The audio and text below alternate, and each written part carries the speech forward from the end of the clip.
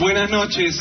Vuelve a ser emocionante para nosotros esta manifestación de amor que nos arrasa y nos ayuda en este dolor tan tremendo y en este día tan tremendo. Vamos a leer este documento que hemos consensuado a los familiares de la tragedia. Desde hace 2 años estamos tratando de aprender algo imposible: convivir con esta tristeza. No podemos ni podremos convivir con ella. Esa es la única lucha que sabemos que vamos a perder. Pero sí aprendimos cómo se llora en silencio y sin lágrimas cuando se exige con la frente en alto. Y lo hemos hecho por la convicción de este grupo, por su cohesión y valentía. Con orgullo podemos decir que hemos logrado que el escepticismo social de los primeros días se haya convertido en este apoyo que tenemos esta noche sin condiciones. Somos cada uno de ustedes, por eso estamos acá, juntos y exigiendo lo mismo. Aprendimos también a cuidarnos de quienes han tratado y tratan de lastimarnos y de ensuciar la memoria de nuestros muertos. Son los que se embanderan en un partidismo que pierde el sentido cuando es puesto por delante el dolor ajeno. Son los que no entienden que este no es un acto ni contra el gobierno ni contra nadie.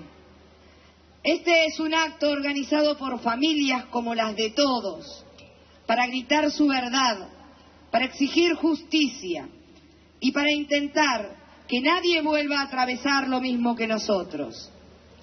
Es un acto acompañado por todos los argentinos que en esta plaza o a lo largo del país se sienten al lado nuestro. Señalar las irresponsabilidades de quienes deben cuidarnos no es ir contra ellos, sino que es ir en favor de la verdad. Pero hay muchos que no lo entienden, y atrás de una cara, un apellido o una bandera se enceguecen. ¿Qué proyecto es el que los obliga a menospreciar nuestra lucha? ¿Cuál es la maravillosa década que creen construir cuando intentan lastimarnos con palabras vacías de respeto? Aún así, jamás ha salido de nuestra boca un solo insulto, ni escribimos una sola palabra que no estuviese apoyada por la realidad. Ellos, los de esta casa que está atrás nuestro, son los que eligieron separarse de quienes queremos un país sin asesinos de escritorio, como llamamos a los procesados en este lugar hace exactamente 1 año. Esa fragmentación dañina ha sido impulsada por quienes se creen los dueños de la verdad y de la vida de cada uno de nosotros, los que se creen equivocadamente que desde el poder se digita a su antojo las voluntades de las mayorías. Son los que se creen que no hay final para el atropello y la corrupción. Pero claro que habrá un final para todo eso. Todos, ellos y nosotros lo sabemos.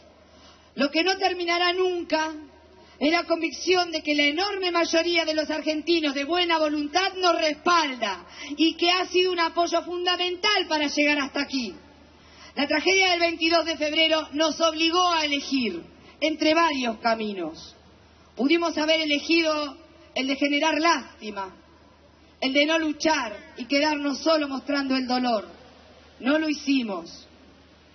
Pudimos haber elegido el de sentarnos en los despachos de la Casa Rosada, cuando desde el Ministerio del Interior se nos convocaba constantemente para trabajar juntos, tratando de cooptarnos, de sacarse una foto o de conseguir nuestro aval. No lo hicimos. Pudimos elegir el más fácil de todos, el de quedarnos callados en nuestras casas, pensando que en este país nunca pasaría nada. Pero no lo hicimos. Elegimos el camino de no claudicar, de no dejarnos comprar, de no callarnos nunca, el de enfrentar al poder de turno sin que nos tiemble la voz, el de gritar cuantas veces querramos que nos acompañe a cada argentino que necesita, quiere y lucha un país más justo. Al gobierno le exigimos desde el primer día lo que merecíamos, que nos ayudaran, que no nos abandonaran, que nos vieran, una ayuda integral, un seguimiento de las lesiones físicas y psíquicas de los heridos y de cada una de las personas que integramos los grupos de familiares. Y nunca lo hicieron. Señalamos como principal responsable de ese abandono sistemático, planificado e intencional a la señora Presidente Cristina Fernández de Kirchner.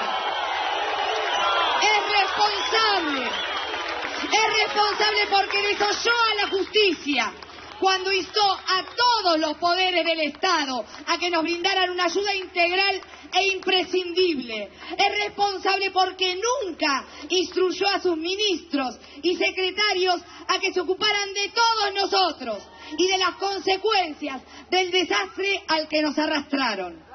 Es responsable porque nunca le importamos. No le importaron nuestras heridas del cuerpo, de la mente, del alma y de la vida que la masacre nos dejó para siempre. Responsable porque nunca quiso mirarnos.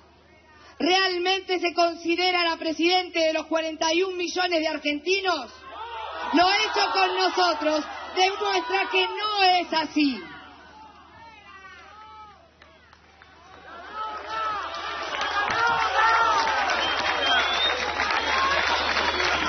No habrá tenido tiempo, pero sí tuvo tiempo en estos años para lapidar públicamente a quienes opinan diferente, para creerse inmune a los errores, para nunca reconocer una falla en su gestión, pero sí para señalar con el dedo a quienes critican este proyecto. Habrá creído que con reuniones segmentadas y con ayudas aisladas, condicionadas al apoyo político y a la adulación a la que la tienen acostumbrada dentro de su proyecto, el reclamo no existiría. Somos más de 900 familias las damnificadas. No puede olvidarse. Nosotros no necesitamos limosna. Eso nos ofende. Nosotros necesitábamos el cuidado integral de un Estado presente, un Estado que nos acompañara y que demostrara que le interesamos más que para una foto. ¡Eso nunca sucedió! Un gobierno que se ufana de estar del lado de los más necesitados nos abandonó a nuestra suerte. Deben creer que todo se soluciona con plata. Es lógico. Probablemente sea ese su pensamiento, su manera de ejercer el poder y de hacer política. Nosotros tenemos otra manera de vivir, y es con dignidad, y sin arrodillarnos ante nadie para reclamar lo que nos corresponde por propio derecho. Muchos de los heridos nunca han podido retomar sus tareas, sus trabajos y su vida normal. Los daños colaterales de la tragedia son muchos y aún se siguen manifestando. Las enfermedades producto del dolor y la angustia se multiplican en nuestros cuerpos y siguen apareciendo cuando menos las pensamos. Una vez más, desde los despachos eso no se quiere ver y parece que no existe. Pero a pesar de todo y con un esfuerzo infinito, acá estamos, denunciando una vez más el abandono del que fuimos víctimas desde febrero de 2012. Y eso ya no tiene vuelta atrás ni solución. Pero eso sí, los lazos entre el gobierno y los procesados permanecieron firmes como siempre. Para las víctimas, la desidia. Para los responsables, el amiguismo y la complicidad. Por eso, Ricardo Jaime, quien ya fue condenado por ocultar documentación en otra causa, pudo decir sin empacho que él es un militante de este proyecto, sin que se alzara ni una sola voz del oficialismo para repudiar tales afirmaciones. Antonio Cícaro. Antonio Cícaro.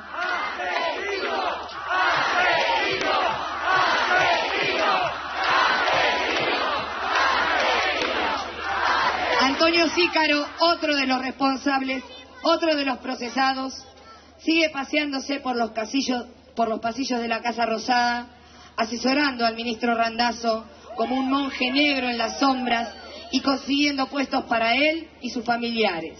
Nosotros denunciamos lo que sucede, no condenamos de antemano, no somos como ellos, que no dudan en demonizar a quien piensa diferente.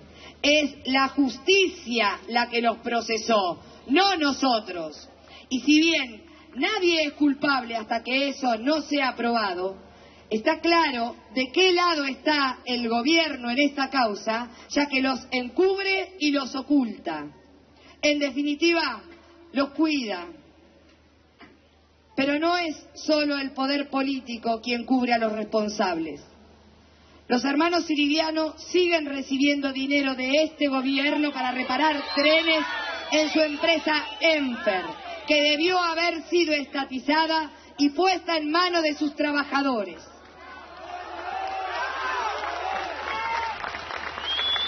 Estos últimos han denunciado que con la complicidad y el aval de miembros del Poder Judicial, los siriglianos han armado causas en contra de sus delegados gremiales y los han perseguido por haber protegido y rescatado documentación fundamental en las pericias contables que sustentaron sus procesamientos.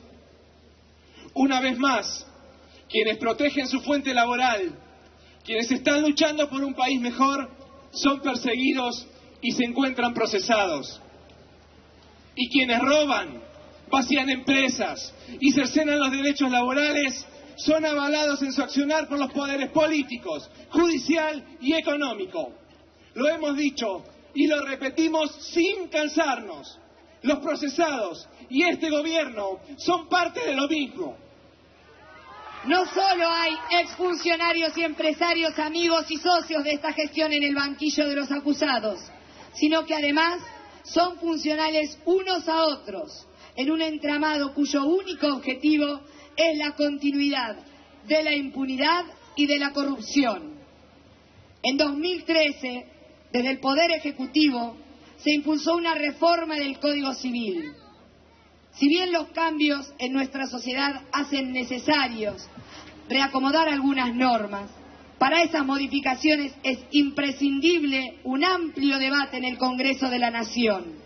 Estos cambios no pueden ser fruto de la necesidad política coyuntural o de unas elecciones perdidas o de la posibilidad de garantizar impunidad a quienes estuvieron al frente de las responsabilidades de la gestión y de la administración.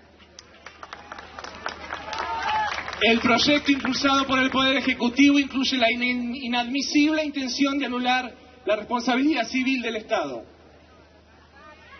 Su promulgación en los términos que fue presentada conlleva más puertas abiertas a la impunidad de los funcionarios, eludiendo el principio básico de igualdad ante la ley. ¿Por qué un funcionario tendría que tener prerrogativas ante la comisión de un delito, un ilícito o una irregularidad? La responsabilidad penal y civil, ya sea de los estados nacional, provincial o municipal, no solo debe mantenerse, sino que impulsamos al Poder Legislativo a tratar y sancionar una ley que determine la imprescriptibilidad de los delitos cometidos por los funcionarios. Una norma donde se contemple para el funcionario responsable el agravamiento de las penas por el uso abusivo del poder en beneficio propio o de intereses que vayan contra la nación y los ciudadanos. Mucho más si por su acción u omisión se generen muertes. La ciudadanía está cansada de ver a los poderosos impunes mientras las víctimas se multiplican. Keymis, Cromañón, AMIA, la Embajada de Israel, Mariano Ferreira, Luciano Arruga, los muertos de diciembre del 2001, los muertos de la tragedia de Once y tantos más. Todos ellos tuvieron la necesaria participación de funcionarios del poder político. Algunos de ellos obtuvieron justicia, otros todavía estamos esperando. Basta de impunidad, todos exigimos justicia.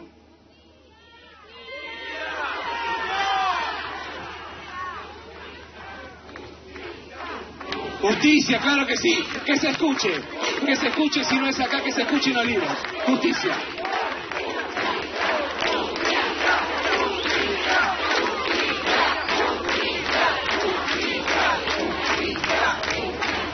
Consideramos que ningún juez debe hacer política con sus fallos, como pidió el secretario de Justicia de la Nación, Julián Domínguez. Los ciudadanos exigimos a los magistrados de este país idoneidad, independencia y trabajo, que evalúen las pruebas y que no les tiemble el pulso a la hora de condenar a un funcionario, sea del signo que sea. La sociedad, todos nosotros, necesitamos confiar en ellos. Les pedimos que se esfuercen para que podamos sentir que nos cuidan de los asesinos y de los corruptos. Y eso solo será posible si el Poder Judicial se mantiene ajeno a las intromisiones del poder político. Qué distintos que somos a ellos. Nosotros aquí, juntos, exigiendo justicia. Del otro lado, por ejemplo, el ministro Randazzo.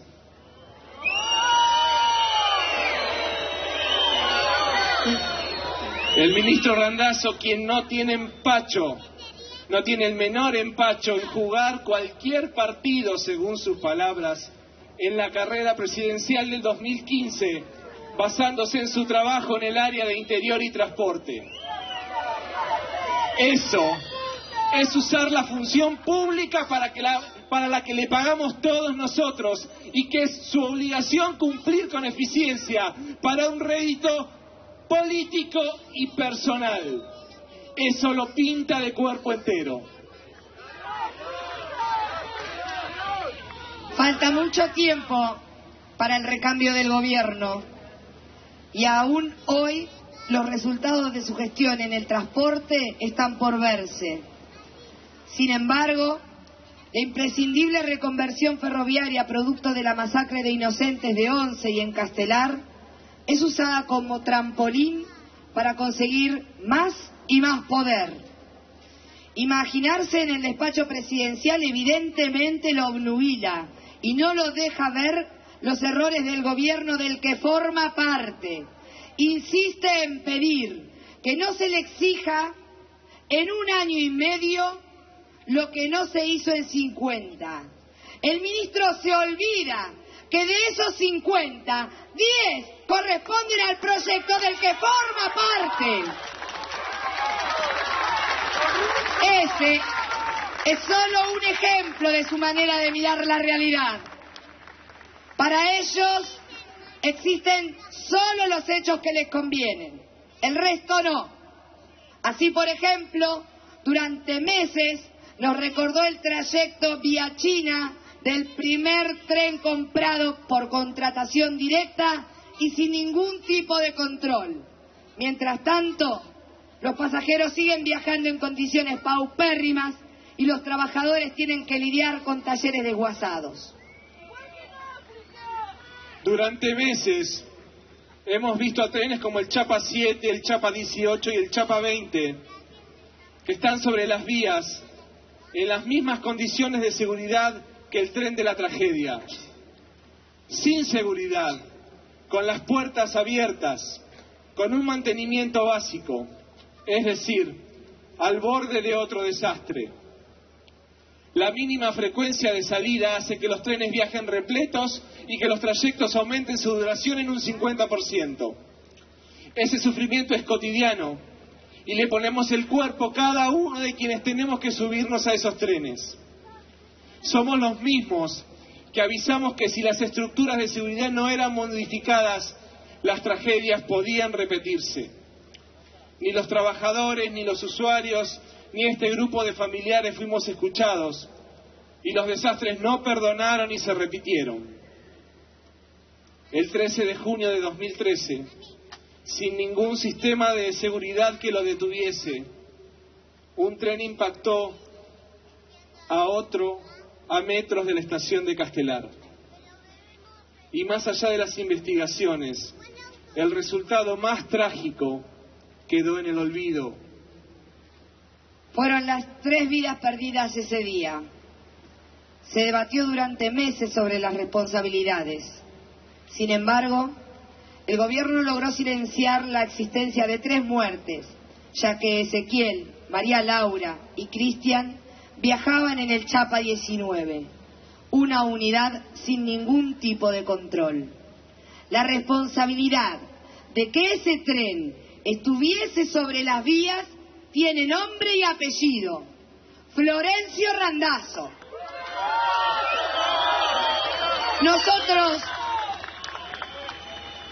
Nosotros repudiamos enérgicamente a los conductores irresponsables que juegan con la vida de los pasajeros cuando violan los límites de velocidad, las señales de detención, cuando no prestan atención o van a trabajar sin el descanso necesario, o se niegan a todo tipo de controles. Condenamos firmemente estas actitudes que merecen todo nuestro rechazo. La falta de cuidado por el prójimo quedó comprobada en la segunda tragedia de Once, el 19 de octubre de 2013. Esperamos que la justicia también determine las responsabilidades en esos casos. Pero ninguno de los desastres de 2013 hubiesen sucedido si después de la tragedia de Once se hubieran instalado sistemas de seguridad que detuviesen trenes que violan señales o van a más velocidad de la permitida. Durante meses nuestros comunicados nunca dejaron de incluir las denuncias sobre los gastos estéticos en unidades y estaciones por sobre la imprescindible seguridad sobre las vías. Y esa sordera no es ni de los trabajadores ni de los usuarios, sino de quienes deciden desde los despachos en qué se gasta y en qué no. Entonces, claro que hubo inconductas en algunos trabajadores, claro que son corresponsables de lo que pasó, claro que debe caerles encima todo el peso de la ley, pero nunca debemos olvidarnos que cada cosa que pasa en el área del transporte, por más mínima que sea, tiene un responsable, y ese no es otro que el ministro del área. Es el mismo que ante la denuncia de la utilización de material cancerígeno en la construcción de los nuevos vagones chinos se contenta con una respuesta por carta de la empresa fabricante negando tal posibilidad en lugar de exigir una investigación profunda de los organismos pertinentes de nuestro país. Una vez más, los avisos y denuncias, vengan de donde vengan, son ignoradas con una soberbia inexplicable e indigna de un funcionario público. Lo que pedimos es que los materiales sean peritados por personal idóneo que se asegure con controles exhaustivos que la salud de trabajadores y usuarios estará resguardada y que los millones de dólares gastados en contrataciones directas no han sido para comprar vagones construidos con sustancias dañinas para la salud. Eso es mucho pedir, señor ministro. Somos muy críticos de su gestión hasta el momento, señor ministro. Eso no es una novedad. Pero aún así, deseamos que la modernización sea puesta en marcha y sirva para que quienes usamos los trenes urbanos y suburbanos podamos viajar seguros y en condiciones dignas. Somos propaladores de malas noticias por pedir que intervenga seriamente y por no conformarnos con una misiva de los fabricantes. ¿No está entre sus funciones cuidar de cada detalle de una inversión millonaria? ¿O es que ésta solo sirve para que haga campaña de difusión gigantesca o se autoproclame precandidato presidencial?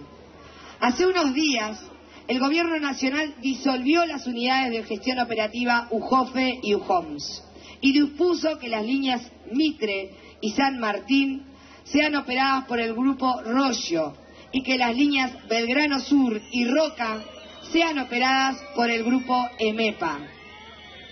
Es decir, las mismas empresas que explotan el servicio de subterráneos y que fueron denunciadas por usuarios, gremios y legisladores por girar dineros provenientes del Estado a otras empresas unidas administrativamente a ellas y no invertir en seguridad y mantenimiento, ahora gerenciarán también el servicio de trenes en dicha línea. Quienes aplicaron en el subte la misma lógica que los siriglianos en el Sarmiento, ahora tendrán la posibilidad de seguir haciendo negocios llenándose los bolsillos con los trenes.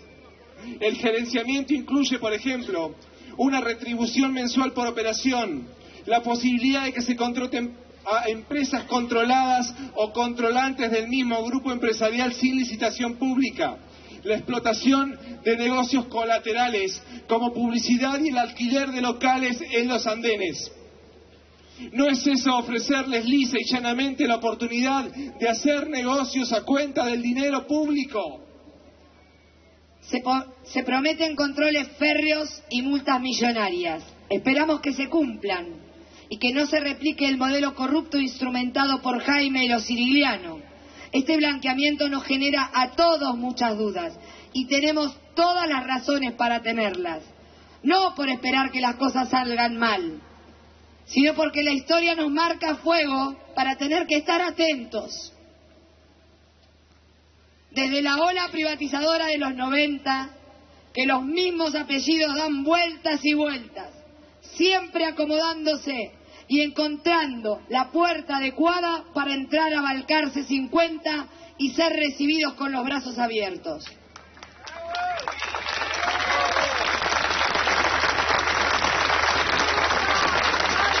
El 18 de marzo dará juicio el inicio oral y público. Ese día será el primero de una larga serie de audiencias para escuchar a los 300 testigos y juzgar a los 29 procesados, entre ellos 5 exfuncionarios de este gobierno, como Ricardo Jaime y Juan Pablo Schiavi, y a los empresarios siriglianos. Todo un país encabezado por estos familiares. Estaremos atentos a su desarrollo. Así como desde 2012 hemos acompañado con coincidencias y diferencias el desarrollo de la instrucción y las decisiones de las cámaras correspondientes, ahora estaremos firmes cada día en que los jueces del Tribunal Oral Federal 2 valoren las pruebas que tendrán en sus manos. Tenemos la convicción que se llega al juzgamiento con las responsabilidades claramente probadas.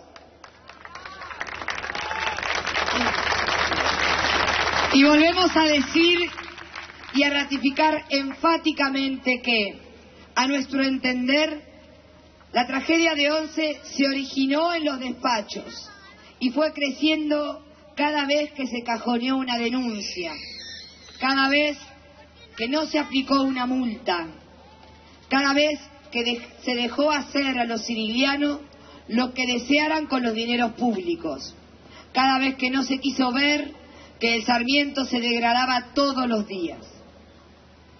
Quienes tuvieron todos los medios para evitar una desgracia, sabían que con su conducta negligente estaban generando las condiciones para un desastre. No hicieron nada para evitarlo.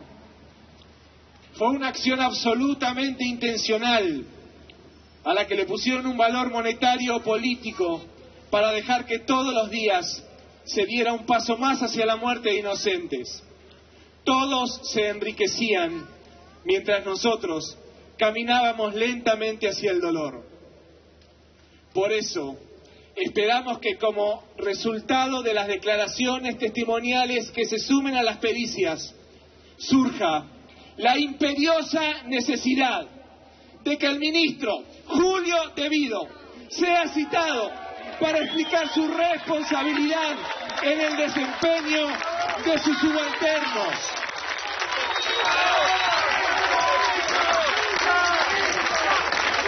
Si sabía lo que pasaba,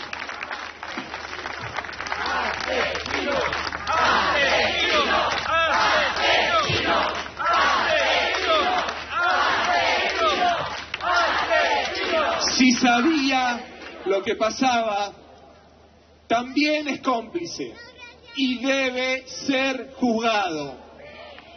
Y si no lo sabía, debe renunciar inmediatamente a su cargo por la manifiesta incapacidad de no haber podido o no haber querido ver la corrupción existente en las áreas de su competencia. A las víctimas de 11 las mató la corrupción enquistada en el poder. No murieron por un error humano de Marcos Córdoba, que también será dilucidado en el juicio. Murieron por la ambición enferma de dinero y poder de funcionarios y empresarios y sindicalistas corruptos. Murieron porque los negocios entre los ladrones y asesinos de despacho pudieron más que el respeto a la vida ajena. Murieron porque el valor de tenerlos con nosotros fue violado desde las esferas del poder. Porque se decidió que los inocentes valían menos que una coima, que un viaje al exterior o que un yate. Murieron porque los responsables decidieron que no le importaba lo que le sucediera mientras sus cuentas bancarias se engrosaran.